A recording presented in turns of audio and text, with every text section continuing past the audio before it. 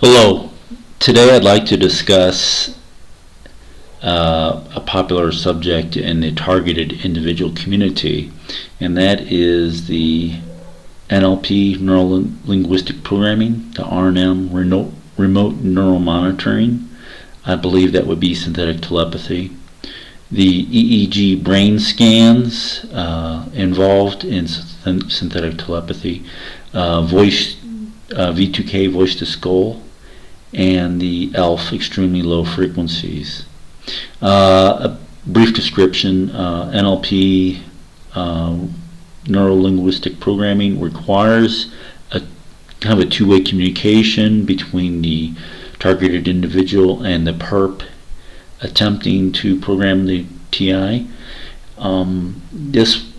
This requires, a certain amount of communication. It sounds like a considerable amount of dedicated communication, something I don't get involved in with perps. Possibly some people do. I'm not sure how effective this could be, but if the perp is a pretty good telepath, they might be able to effectively use NLP if there's enough communication, and possibly the target has been programmed during their sleep at night when they're vulnerable, and they be programmed without knowing it. There's a possibility linguistic triggers could be implanted within a vulnerable TI, which could be used somehow detrimental to the TI. Next is the remote neural monitoring. This has been explained on the internet, to my knowledge, as basically a product of a sophisticated computer with a transmit-receive capability that has a specific EEG biofingerprint of a specific TI, and the computer is able to, using RF, by the way, a modulated signal from my understanding, radio frequency signal, to communicate with the TI's brain.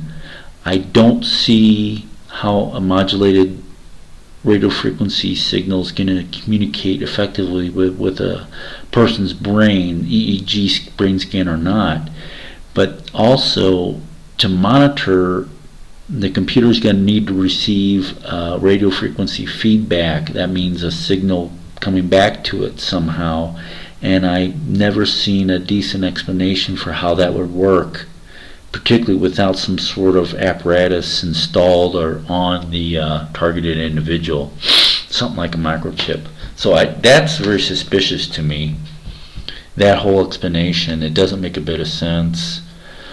I mean, there's universities, they're trying to put these light sensor masks around the brain of an individual just to get a minor reading of a possible image within a certain part of a person's brain, and this synthetic telepathy seems to be way ahead of that. And it's just, there's no explanation to me how the computer is going to receive a signal that has any information back from the targeted individual's brain.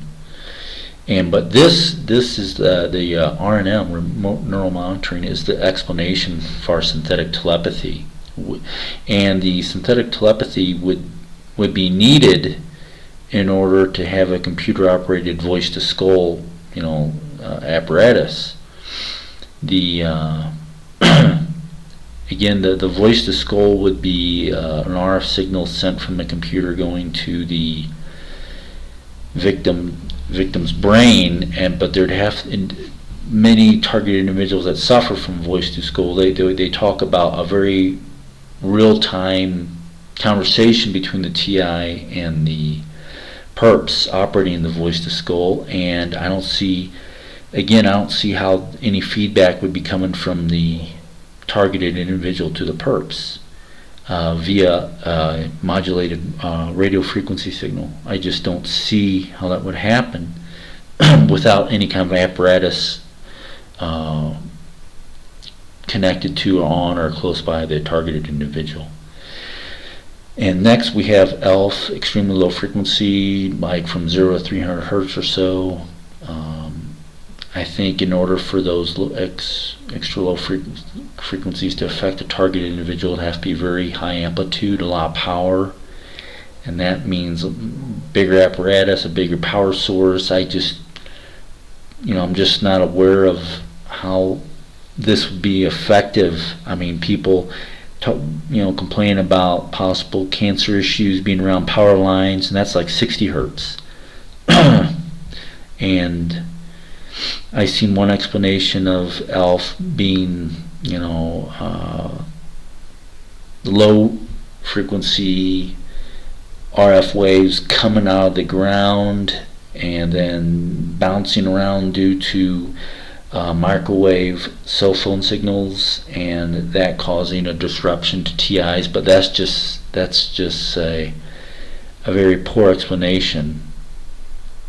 So the descriptions of the mentioned high-tech devices that are common on the internet, particularly in these YouTube videos, seem very technically infeasible and very dubious. But that being said, there's just so many videos in the TI community on the internet that are just going out of their way to convince you that it's all true, and you have to believe it. It's all true. It's proven, and they keep saying it's proven and proven. They keep going out of their way to sell the idea to you. I mean, that right there is very suspicious, because if it's technically true and feasible, well, then it's gonna sell itself, especially to people who are targeting individuals. I mean, they'd latch onto it.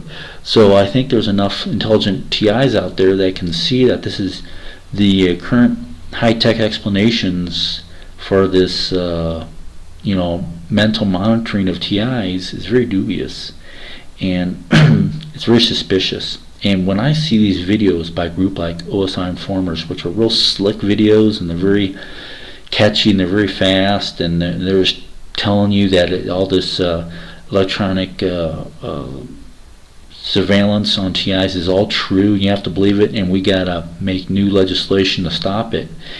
And that and FFCH, freedom from covert harassment, it's very suspicious. And it goes back to what I said before in a previous video, that the group that's sponsoring this, which I know the Jewish Crime Network is heavily involved in this, because blackmail and working behind the scenes and being secretive and being sneaky and sneaking in people's houses, particularly when they're sleeping, and doing stuff, and that's how they work. And the surveillance state, which is something that targeted individuals especially are familiar with, is becoming more prevalent, and it's really putting the brakes on the Jewish Crime Network's ability to get their job done the way they always did it for millennia before. And without even talking to us targeted individuals, they're recruiting us by making us targets and trying to draft us to be their soldiers on the front line to stop the surveillance state of the Western governments, which basically is the New World Order, the arch enemy of the Jewish Crime Network. And so it's really it's kind of a nasty situation. It's not something that sounds like a novel to be written about. I mean, maybe you could, but it's not very glamorous, and it's just nasty and mean, and there's no heroes in it really. But that being said, the high-tech explanations for how the Jewish Crime Network is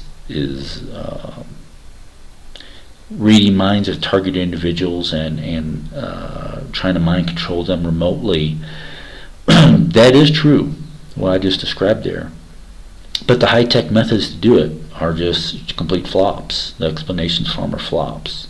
Too primitive, and not even feasible, not even capable. But they're are explanations, current explanations of exactly how it's done. People are already doing it, but the OSI informers and FFCH don't talk about it, and all these videos that we see on YouTube don't talk about it. And that is natural telepathy, and it's known as remote viewing, and it's known as remote influencing. Now, remote viewing is a little bit older. It started in the 70s also, like with Ingo, Swan, and the CIA, Department of Defense, and some other people. And that's using telepathy to see where, for example, target individual is going, where they're at, possibly see what they're doing, and even go back in time a little bit with the target, or maybe a lot with the target individual, or go in possibly in the future and with the target individual. Again, it's going to be up to the ability of the remote viewer. And also we have the remote influencing, which is using telepathy to affect the targeted individual's thoughts while he's awake, and especially programming the TI while they're asleep, and to use telepathy to affect people around the TI. For example, all the TIs know that, hey, why is it all of a sudden people are talking about what I'm thinking? Well, that's remote influencing, which is something that's already on the market. I mean, there's companies that sell that sell courses on it, saying that they can teach you how to do it, and they swear up and down it's all true. And the DoD has been using it for a long time. The CIA's been using it. Other governments around the world have been doing it for a long time. And this is stuff they also many people swear by, but we don't see the big organization, the target individual organizations, talking about it. And yet, this is a big multi-million-dollar industry. It doesn't make a bit of sense, does it? Right?